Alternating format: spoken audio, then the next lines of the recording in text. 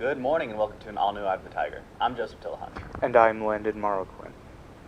After the RHS snack bar was built, the road around it was repaved and has caused some issues with the painted spots in the senior lot. We go to Will Joseph with more. Construction of the new snack bar and Hanson Field entrance has recently been completed. However, this finished construction has caused some custom-painted senior parking spots to be partially paved over with new asphalt. 4 parking spots have been affected by the new asphalt, which has bothered some students that these spots are reserved for. I kind of just got to school one day and then I saw it was painted over. I didn't really get a warning or nobody told us or anything. I came when we first got our spots with my friends and my mom, and it was a really cool experience for us as seniors to paint our spots, and so it's kind of sad that our spots got painted over. Kind of frustrated about it. I spent a good amount of time in the beginning of the school year painting it and making it look the way I wanted. So now half of it's gone and I'm kind of sad about it. Assistant Principal Jason Wilson explains how replacing a portion of the parking lot asphalt was necessary after encountering problems during construction. During the construction of our new snack bar and entrance to the stadium, there was some sewer pipe that was compromised and had to be replaced. So it was completely unintentional and unforeseen. Thanks, Will. RHS's dance program, Dancin' Feet, Feet, Feet, is hosting their annual Winter Dance Show December 14th, 15th, and 16th. All shows are at 7 p.m. with an extra 2 p.m. matinee on the 16th. Tickets are $10 in the Dance Office Student Services window and in the RHS web store. Juniors and seniors, applications for the KP Launch Internship Program open up on November 20th and close on January 2nd. It's a good opportunity for upperclassmen to get a start in the healthcare industry and is a paid position. Apply at the link on EOT Twitter page. And now we go to Addison Mahon with sports. Good morning and welcome to this Friday's edition of EOTSN. I'm Addison Mahon. Our show gets started on the hardwood as both boys and girls basketball began their seasons on Wednesday. They faced the tough Laguna Creek basketball program at their home court. Girls basketball lost 57-37. The Tigers got off to a slow start with only 2 points scored in the first, but had a promising second half. Kaylani Pham led the Tigers in points with 13 and 4 threes, while also leading in rebounds with 8 total. Girls basketball looks to bounce back tonight against El Dorado High School. As far as boys basketball, they lost 76-63.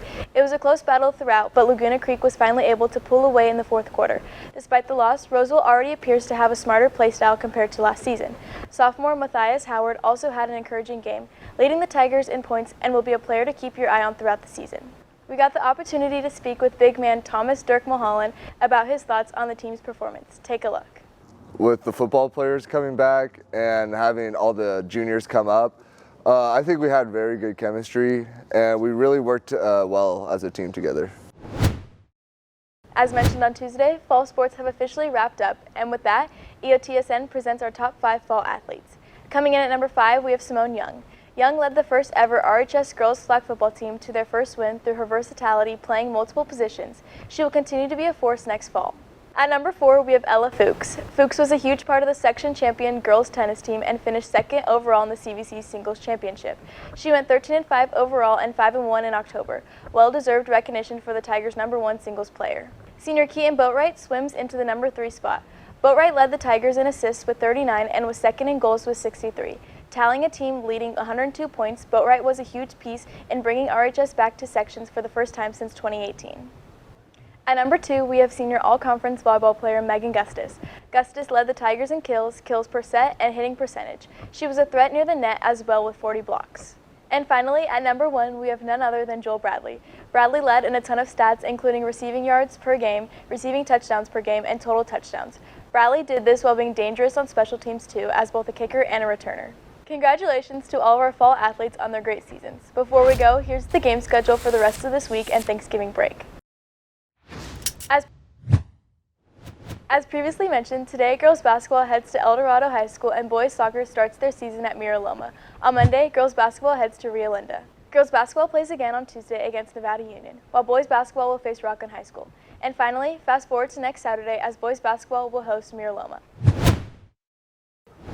And that's all in your home for Roseville High School sports, top plays, breakdowns, and more. Eye of the Tiger Sports Network, EOTSN. And now we go over to entertainment. Thanks, Abby. This week has been huge for entertainment news, but let's start on some Marvel. A new trailer for Madam Web dropped, and despite what I thought before going into it, the trailer actually looks pretty good. This movie is like if Final Destination and Spider-Man did a crossover, but the trailer was intriguing, and for the first time in ages, I actually want to see a superhero movie. Even though it'll probably be another bad Sony Marvel movie, but I'll hold out hope for now. In other news, the new Scott Pilgrim anime comes out today on Netflix, reuniting the original star-studded movie cast. This is to be a more faithful adaptation of the comic, which I'm personally really excited for. As a fan of the comic books, I'm really excited to see parts put on the big screen that were left out of the 2010 movie. With new music and a longer runtime, I can't wait to check it out. A new trailer was released to the Percy Jackson show coming out in December, and Walker Sacabell is the perfect choice of Percy Jackson. It's an action-packed trailer and gives us some good insights into what we'll see when the series premieres. Unfortunately, Lin-Manuel Miranda makes a quick appearance in the Lotus Casino, which is where he belongs. It's a 2-episode premiere and seems to be really true to the book series. I can't wait to see Percy Jackson hit the big screen once again. And finally, a PlayStation peripheral, the PS Portal, came out, and it's been getting surprisingly really good reviews. PlayStation seems like they let a lot of time and effort go into this accessory, and for someone who loves to play handheld games, it seems like I might have to get my hands on it. I anticipated this to be a big flop like the Wii U, but I'd love to be proved wrong. That's all for me today. I'm Brady Hendricks, and now we go back to news. Thanks, Brady. One student has found a tasty hobby outside of school. We go to Jackson Seeley with more. Junior Jason Grovey has found a love for cooking from his family and has taught himself to make different types of food over the years. I've been cooking as long as I remember. Maybe since I was 7 years old, I started helping my mom in the kitchen. Cooking has always been in my family, probably because my mom. So she just helped me start cooking, and I just found it fun, and it just became a hobby of mine. Grovey has cooked many different dishes and has prepared food for a lot of his family and friends.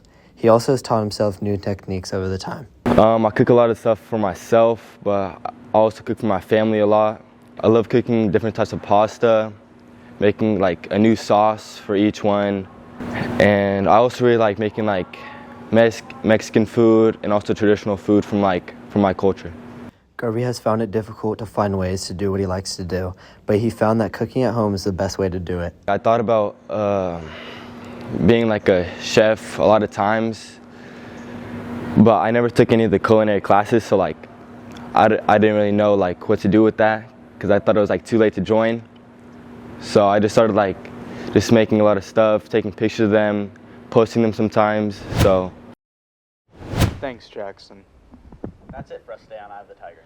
And remember, we are always on eyeofthetigernews.com. See you next time.